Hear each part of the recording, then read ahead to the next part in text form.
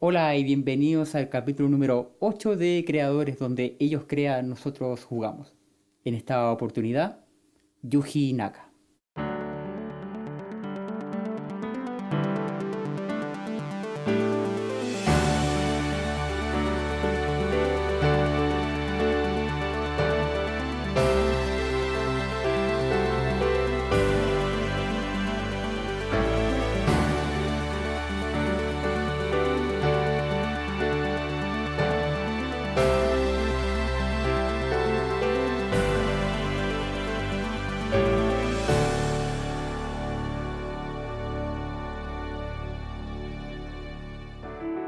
Yuji Naka nace el 17 de septiembre de 1965 en Osaka, Japón.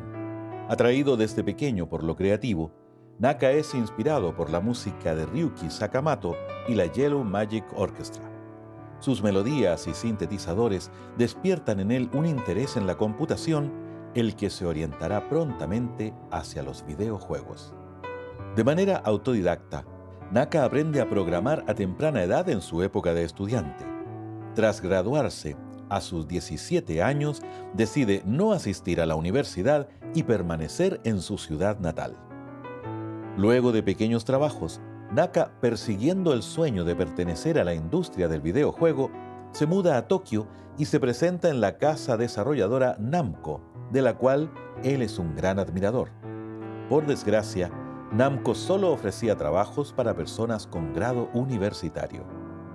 Tras el duro rechazo y sin rendirse, Naka no abandona su sueño. Es entonces que el destino lo lleva hasta las puertas de Sega, quienes lo contratan como programador asistente en el año 1984. Reconocido como un empleado diferente, se destaca por querer controlar cada aspecto del videojuego y preocuparse por cada detalle. Sega, en plena batalla contra la gigante Nintendo, encuentra justamente al tipo de persona que necesita. Junto a un colega crean Girls Garden para la SG-1000, como parte del proceso de entrenamiento en la compañía. Sus superiores quedan asombrados con el trabajo y deciden publicar el videojuego.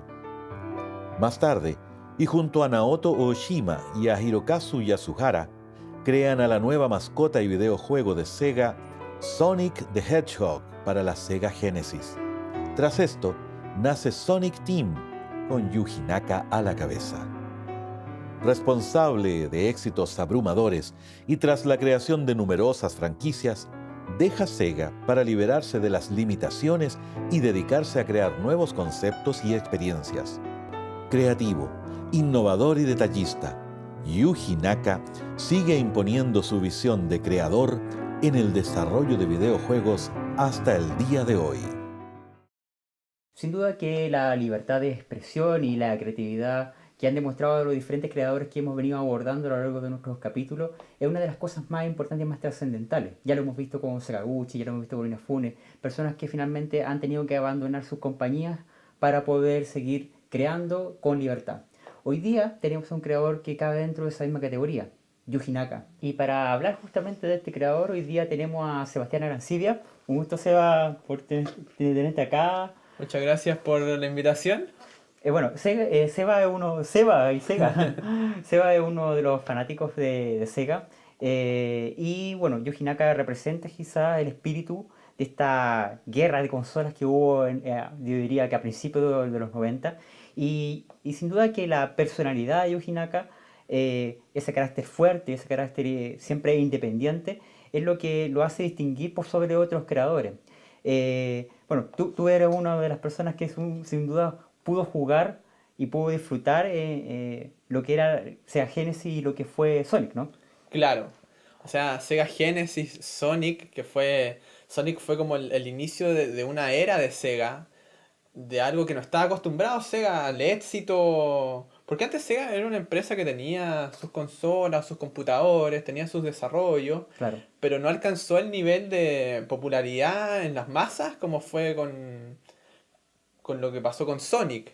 Ujú, ¿No es claro. cierto? Que también fue mucho de lo que pasó con Sonic es por responsabilidad de Yuji Naka, que fue alguien que siempre buscó más allá de lo que estaba establecido. Claro, de buena manera Yuji Naka viene a poner dentro de Sega llega como una persona que ni siquiera había pasado por la universidad, que algo que en Japón es poco valorable, poco respetable, y él de manera autodidacta aprende de programación y se mete y postula a Sega y dice, bueno, yo vengo aquí a darle frescura a esta compañía. En el caso de Yuji Naka, él empezó en el colegio, tomó algunos cursos, digamos, de programación, Ujú, y luego él empezó de manera completamente personal, autodidacta, a aprender un poco más, a profundizar, claro, y en base a eso empezar ya a crear algunas cosas, y casi tirándose a la piscina, porque él tuvo algunos trabajos menores. claro, Pero igual casi tirándose a la piscina dijo, ya, yo voy a postular a Sega para a ver cómo me va, y le hicieron una entrevista y le fue bien. claro. En el caso, bueno, tuvo los dos primeros juegos, Garden, que fue para SG-1000, un computador de Sega, Ujú, y después lo que fue Phantasy Star ya para Master System. claro. Este segundo juego fue un poco más evidente el aporte de Yuji Naka. No estoy negando el primero, pero en Claro. el segundo, porque él se encargó de hacer todas las visuales de primera persona, porque Ujú. Phantasy Star tenía algunas escenas que eran en primera Sí, persona. sí, Y eso, todo ese mecanismo fue obra de Yuji Naka y que fue algo revolucionario en su tiempo, porque en ese tiempo, en ese entonces estaba más o menos en el tiempo de Final Fantasy o Dragon sí. Quest o Dragon Warrior en América, Ujú, que fueron juegos que fueron mucho más tradicionales, que fueron el personaje visto claro. chiquitito, hablando con la gente. Aquí se dio un paso que de hecho después iba, muchos años después iba, por ejemplo en Mass Effect también se ve un poco de eso. Sí, Y estamos hablando que Mass Effect es un juego relativamente actual. reciente, Claro. claro. Entonces ya desde esa época, desde el año 88, principios de los 90, antes de que Nintendo incluso sacara Super Nintendo, Ujú, ya se veía un tema, con las pocas capacidades que habían en la época, hacer cosas que eran realmente notables. Tuvo una historia que salió un poco de lo común. de hecho, sí. Sí, tiene algunos Es una giros. protagonista. O sea, Sí, tenemos de una. partida tenemos una protagonista y Claro. tenemos giros en la historia, no vamos a detallar cuáles, Ujú. pero hay Pero, giros claro, importantes, o sea, no pero son giros chicos, sino que son momentos donde la historia cambia completamente. no, y parte con una cosa súper impactante, o sea, bueno, no sé si es impactante, pero decirlo de alguna manera que era poco común en esa época, que es la muerte del Claro, hermano de la protagonista, que es asesinado por gente del sí, gobierno, y ella se mete a un movimiento revolucionario y de la rebelión e intenta buscar venganza. Entonces claro. sale un poco con un elemento más de ciencia ficción también. Claro, también se escapa un poco de la temática tradicional de los RPG de esa época, que era Sí, muy medieval, exacto. muy clásica, y que Ujú, fue algo que después también trascendió en otros títulos y de mm, otras compañías. Por ejemplo, el recordado Airbound de Super sí, Nintendo, que claro. también se fue por otros lados. Ujú, claro. Así que por ese lado también fue algo súper original, que es algo que siempre ha hecho Yuji Naka, siempre Bueno, se ha colgado de distintas temáticas tendencia, o sí. tendencias. Sí, justamente eso me parece como demasiado trascendental en lo que él hace, porque una de los ejes que lo mueve a él es lo de hacer y tener control sobre los juegos, pero además de eso, de poder pasar por diferentes géneros, pasar por diferentes estilos de juego. O sea, si nosotros revisamos la obra de Yuji Naka, vemos juegos tan diferentes como lo que es Sonic, que es un juego que uno podría decir, ok, es una plataforma que se asemeja, digamos, a los cánones que impuso Super Mario, pero Sonic yo creo que es el plataforma más diferente a Super Mario que existe. Chuchu Rocket, que es un juego de puzzle que apareció para Dreamcast después, que es buenísimo también, que es un juego súper diferente. Nights también, que fue un juego para Sega Saturn que hoy día se considera un juego casi de culto. O sea, de alguna manera Yuji Naka ha pasado por diferentes etapas en su vida que uno podría decir, ok, no son las grandes obras o no son juegos tan pulcros, pero sin duda que es una persona que se atreve a innovar y está todo el tiempo rompiendo quizás los esquemas. Yuji Naka lo bueno que ha tenido la suerte, porque no todos pueden contar esa suerte, Claro, de poder probar cosas nuevas. mm, Igual no estuvo exento de problemas en base a eso, porque tuvo encontrones con Sega, tuvo sobre la todo rencilla, bueno, tuvo hasta lo varias, último. claro, tuvo varias rencillas con Sega. De hecho, un tiempo tuvo que salir de la compañía para irse a Estados Unidos, monitorear los Sonic un poco más desde fuera, Claro. porque él tampoco tenía muchas ganas de monitorear los Sonic, él quería trascender, hacer otras cosas, no estar pegado, digamos, con lo que es Sonic. Claro, claro. De hecho, él renuncia a Sega Claro. después de crear a Sonic porque él considera que le están pagando muy poco. O sea, él tiene una actitud, a mí me gusta mucho su actitud porque encuentro que él tiene un carácter muy fuerte. Y no le importa que, imagínate, una persona que no siquiera tenía estudio universitario, con ese carácter y capaz de enfrentar a una compañía tremendamente grande y tremendamente poderosa. Entonces, bueno, finalmente a él lo mandan hasta, como tú dices, a esta parte de subdivisión en Estados Unidos, monitorear los Sonic y ahí se gana el respeto completamente, ya con Sonic 2, Sonic 3, Sonic Knuckles, que, que sin duda también son Sonic bastante diferentes uno de otro también. Claro, Eso también es importante decirlo. también hay algunas diferencias entre los Sonic, porque hay que entender también el contexto en el que nace Sonic 1. Sonic Ujú, 1 nace con una empresa que buscaba competirle a Nintendo, que claro, acaba de lanzar una consola, que estaba haciéndose popular, porque aparte arrastraba con todo lo que venía de NES, claro. que era Sí, un era muy monstruo, poderoso. Sí. claro.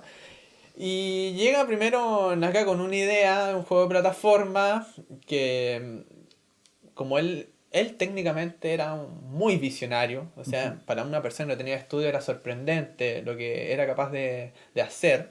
Y él descubrió un método de que el personaje se moviera muy rápido. ujú. Entonces el personaje podía moverse a grandes Todavía velocidades. no era Sonic, todavía no era Sí, nada. todavía no era nada, de hecho era una bola, Sí. nada más. Ujú, Entonces, después Sega, digamos, vio la idea con interés, y en base a eso después llegaron otras personas como Naoto Oshima ujú, y Yasuhara. ujú.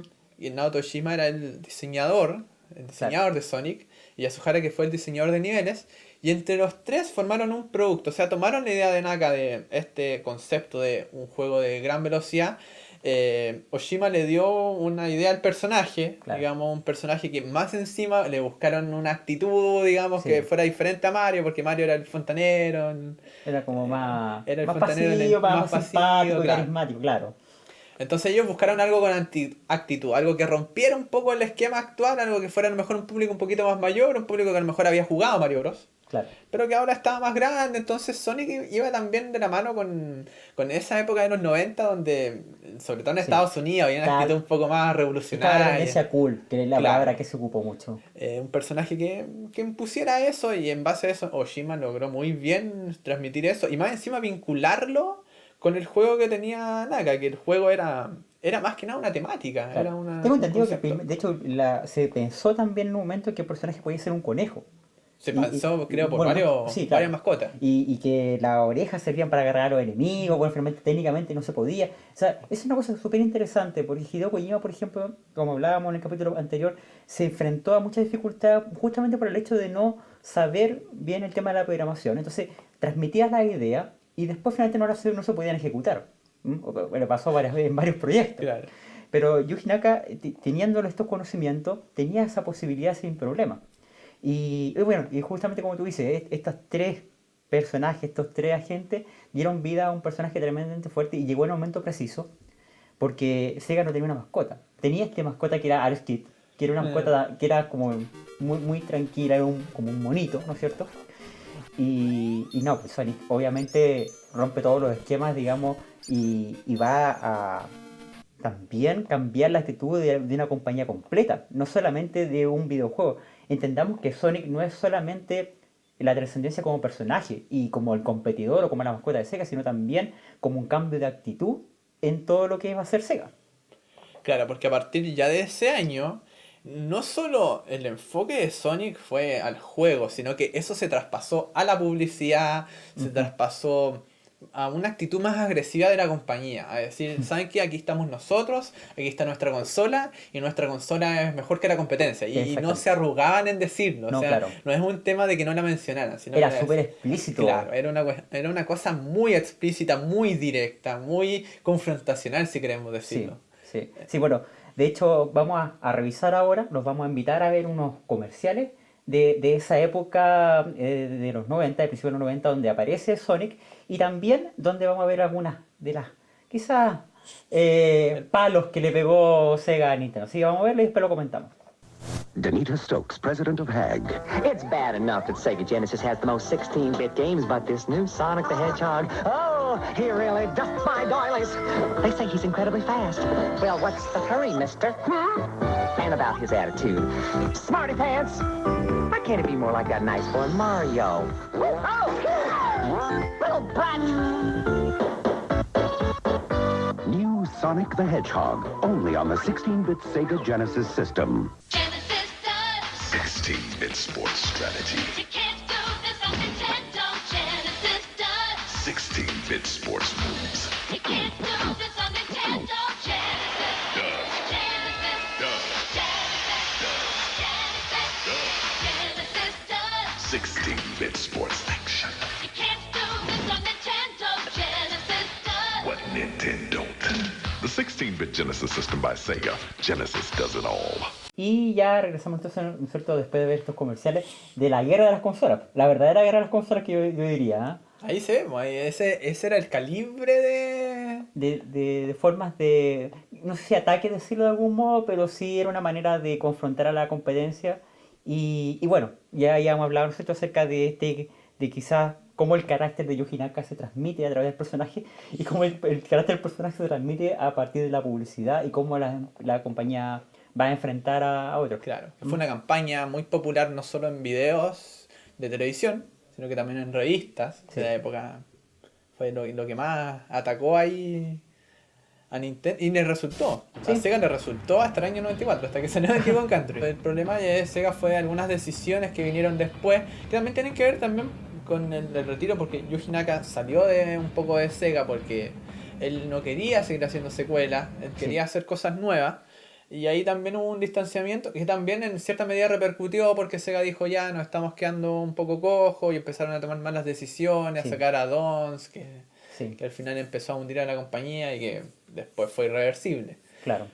Pero yo creo que el espíritu de Yuji Naka, que ahí se pasó como un poco a segundo plano en la compañía, después se retomó digamos en Saturn, donde lo dejaron igual hacer Knights, donde hizo Claro. Burning Rangers, Sí. después en Dreamcast, donde a lo mejor no estuvo muy participativo, pero Claro. igual supervisó, aportó, después O algún- sea, fue el traspaso de todas formas de Sonic al 3D.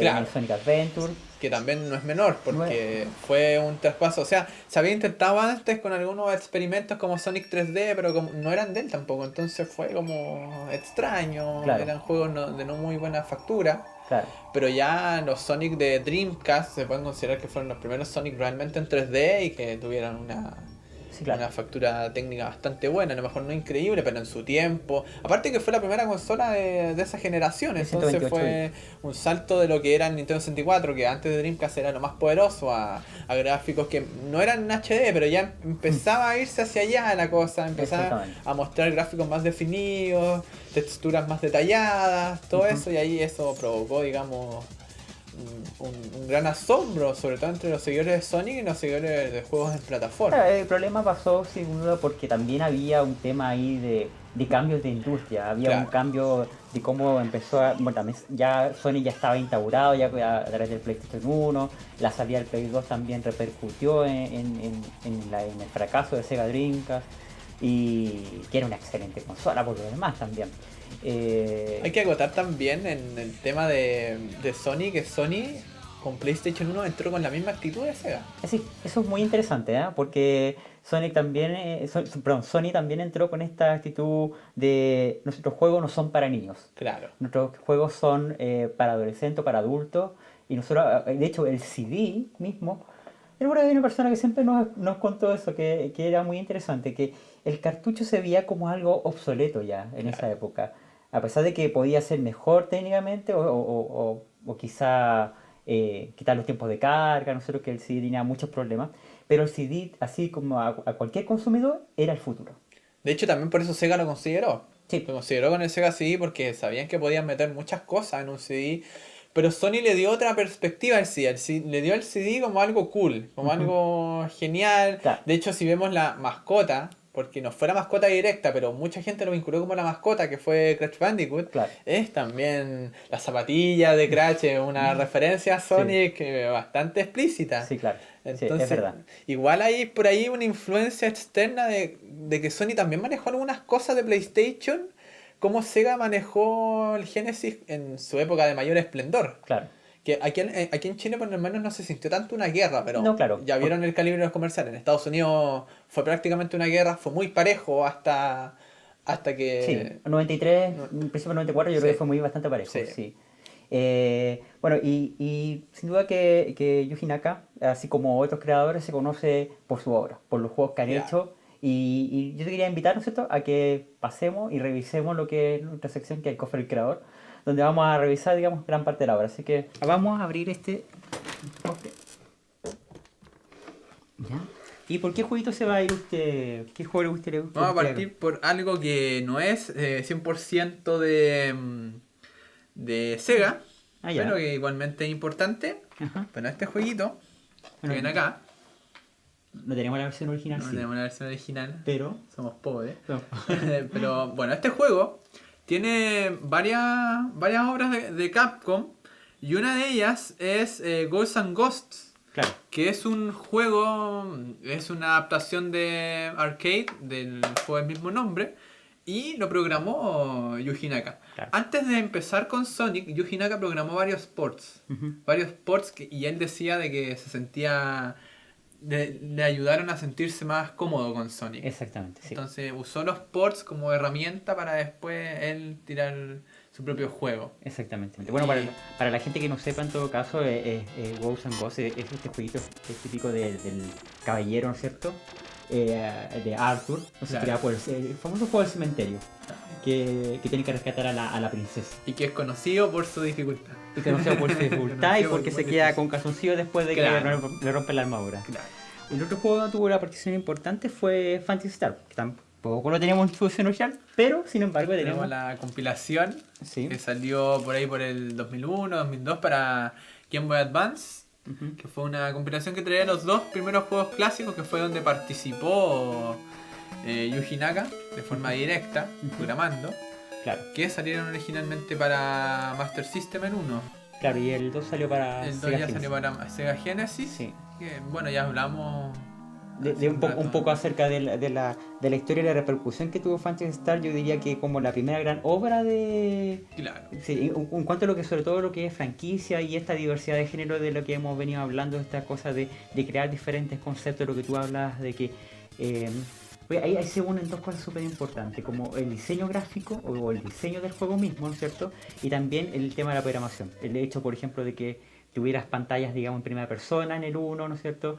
Y también animaciones en las batallas. Claro, También que era- fueron los grandes pasos que otros juegos dieron mucho más tarde. Exactamente, sí, sí, eso es bien importante.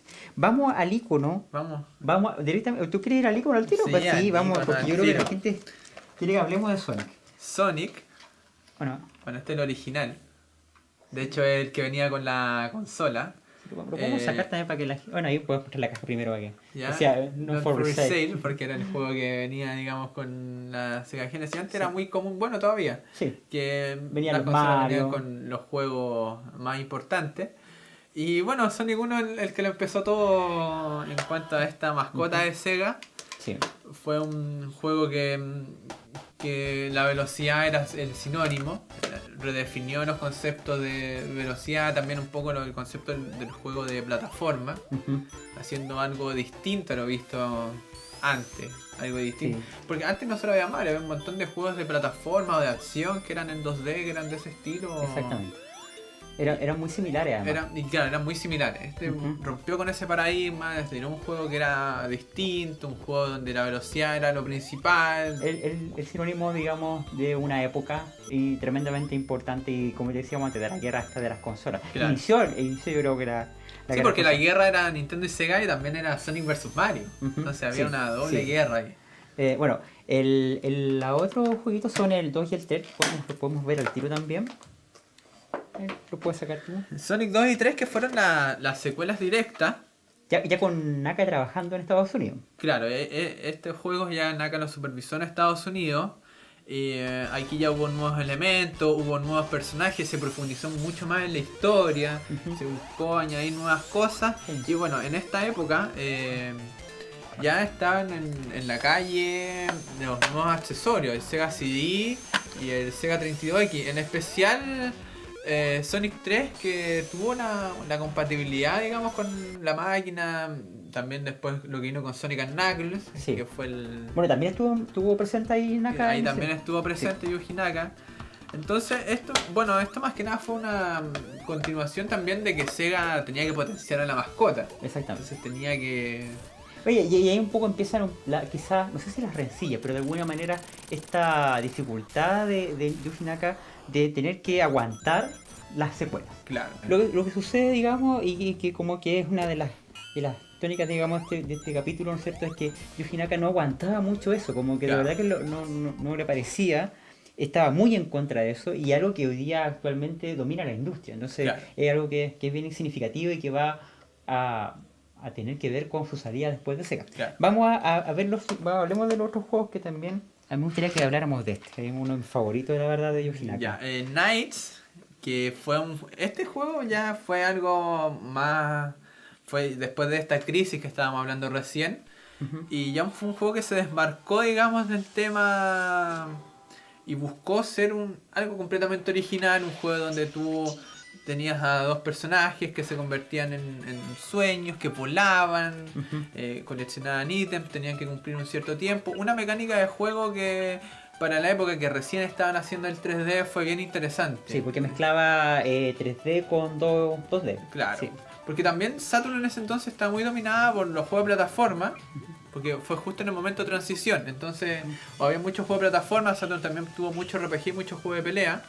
Y otras joyitas como Panzer Dragon y cosas así que también eran un poquito diferentes. Pero Knights fue el primer juego que fue realmente diferente, que escapó un poco del paradigma tradicional de lo que había en esa época y tomó, digamos, elementos nuevos. Sí, y diseños nuevos. Fíjate cómo es el personaje, se escapa bastante a las tendencias de esa época. Claro, un personaje de forma arlequín. Sí. Que se Bien asexuado también el Claro. personaje. Donde dos niños se unen para formar a este. Entonces está la referencia, digamos, del no sexo, digamos. Claro. ¿Ah? Y hay varios mensajes dentro del juego, dentro de la historia, el tema del subconsciente. Hay Sí. varios detalles que se manejan de forma bien sutil, pero es bien inteligente Sí. también. Bueno, y decían que también Yuji Naka se inspiró en el Cirque du Soleil para Claro. hacer y crear a Knights. Y ahora hay otro jueguito más que tiene que ver con. Este no es el que hizo Yuji Naka. Lo vamos a mostrar, que es el Samba de Amigo.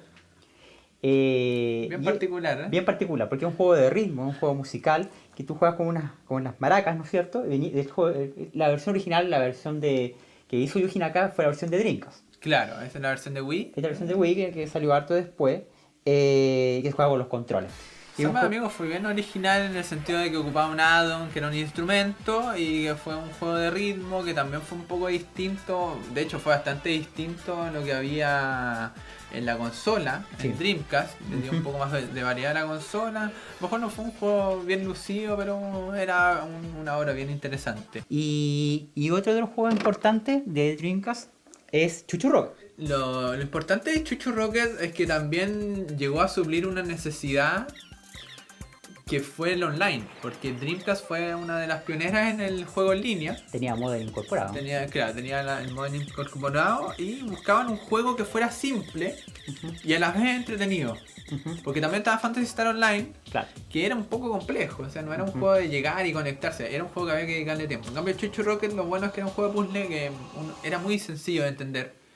Y que tú podías llegar, conectarte y estar jugando en 5 minutos. Claro. Entonces era muy rápido en ese sentido y era bien adictivo. Sí. Y para la gente que no tuviera online, tenía un modo de un jugador que eran como desafíos. Y tenía la posibilidad incluso de jugarlo de a 4 jugadores, porque Claro, casi también como el Nintendo 64 tenía la posibilidad de jugarse tenía 4 controles inmediatamente. Y hay otro juego importante acá, o sea, no sé si es tan importante en verdad, a mí me gustó harto en su momento, que fue un título que sacó Yuji Naka exclusivamente para Nintendo GameCube, que fue Billy Hatcher. Claro, ese fue un juego bastante particular. Y en una consola que tenía varios juegos de plataforma. Entonces Sí. fue bien arriesgado la jugada. Bueno, pero Yuji Naka sabe de riesgo. Sí. Y este juego que a lo mejor no fue muy lucido, no fue muy querido por la crítica. De No. hecho, la crítica en ese entonces fue bastante severa con el juego. Claro, porque- Sobre todo porque lo comparó con un Sonic. Cosa que Ujú. igual estaba de más porque no buscaba ser un Sonic. Buscaba de hecho alejarse un poco Sí. de Sonic. Pero era un juego bien entretenido. Hay una cosa que Yuji Naka ha dicho y que siempre a él le hubiese gustado lograr, encontrar un personaje que tenga el mismo carisma o la misma popularidad que Sonic. Claro. O sea, yo creo por eso también hemos visto que tiene muchos personajes también, Yuji Naka, así como Miyamoto, tiene muchos personajes a su vez. Veamos los Sonic en 3D. Sí. Vamos a ver los Sonic en Lo- 3D lo que más son varios. Sí, y quedan paso a una cosa bastante... Aquí tenemos los originales. los originales, el Sonic Adventure, el Adventure 2. Esta es la versión japonesa, ¿no? Sí, esta es la versión japonesa, Ya. la versión americana. Sonic, de hecho es curioso porque estos dos juegos son bastante distintos. El Sonic Adventure era un juego más de acción, de avanzar nivel por nivel, era la velocidad característica, añadió el tema de los personajes, o sea, ya están los temas de los personajes Sí. en Genesis. Pero acá le dio un poco más de protagonismo, les Claro. dio misiones propias, les dio su propia historia. Ujú. Que eso fue bastante atractivo porque ya no eran como personajes como para pasar de algunos niveles. Eso fue Sonic 1 y después salió Sonic 2 que profundizó aún más el tema de las historias alternas. Este juego era mucho más largo y era mucho más de exploración. Pero ahí también hubo un cambio de que, por ejemplo, los personajes ya tenían su propio tipo de misiones. Por ejemplo, Knuckles buscaba ciertas cosas. Exacto. Habían escenas de pesca. Y también, bueno, estos dos juegos, sobre todo el segundo, tenían el tema de los chavos, que eran Unas mascotas unas virtuales. mascotas virtuales. Y bueno, y estas mascotas se iban como criando en las memorias, se vinculaban con la consola donde uno podía... De hecho, en el Sonic 2 había un jardín. Sí. Un jardín de Chaos Garden. de chavos, donde uno podía alimentarlos, podía hacerlos competir, apostar por Era bien ellos. interesante de Sí. todas formas porque era una nueva manera de hacer jugar a las personas una vez que apagaban la consola. Vamos a ver estos juegos que la Son verdad juegos curiosos. que son juegos... No son malos, ¿ah? No, pero estuvo detrás y acá, así que estuvo más como productor. Uno que fue Sonic Heroes, ¿no es cierto? Que fue podríamos decir que es Sonic Adventure 3, pero no es como tal. El otro fue Sonic Riders, que fue un juego de carrera, ¿no es cierto? Y el último que... Le dieron protagonista al villano Y de le hicieron Sonic 2. a Shadow, ¿no es cierto? Ahora, estos juegos la verdad que ya se escapan un poco a lo que es Yuji Naka y la mirada de él. No son juegos muy Claro. buenos. No son juegos malos, pero no son juegos No muy son buenos. juegos con el sello de Yuji Naka. Bueno, Exacto. después de eso ya empezó a hallar nuevos rumbos y ya ahí se fue definitivamente de Sega. Sí, Porque ya en 2006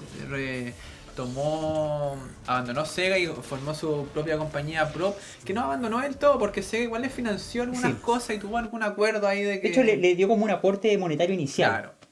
Y de que con la condición de que primero ellos creaban el juego y tenían que ir donde Sega primero y después si Sega los rechazaba Claro. podían ir a otras compañías. Y bueno, y estuvo Ivy De Kiwi. de Kiwi, que fue un juego para Wii, claro, que era un juego donde tú ibas trazando El camino. el camino A lo Kirby. al Kirby Canvas de, Curse. claro, Kirby Canvas Curse, Claro. esa. Y había otro juego que ahora va a salir. Sí, es- que se llama el Rodia, que es un juego que es un juego que yo diría que mezcla bastante lo que es el Knights. Knights. Retoma bastante el tema del vuelo. Es un juego como el Knights, pero tomando conceptos un poco de Sin and Punishment o de estos shooter on rails. Sí. No es un shooter on rails, pero, No. pero de hecho tiene un movimiento bastante libre. Ajá, Pero sí, en 3D completamente. claro, es completamente 3D, Pero lo pero podemos ver en el video. vas tomando gemas, no sé si eran gemas, pero se ven como gemas. Ujú. También vas atacando, teniendo enemigos, es un concepto bastante interesante. Sí, bueno, este juego salió recientemente, salió hace muy poquito en Japón. No ha tenido muy buenas ventas, muy buena recepción todavía.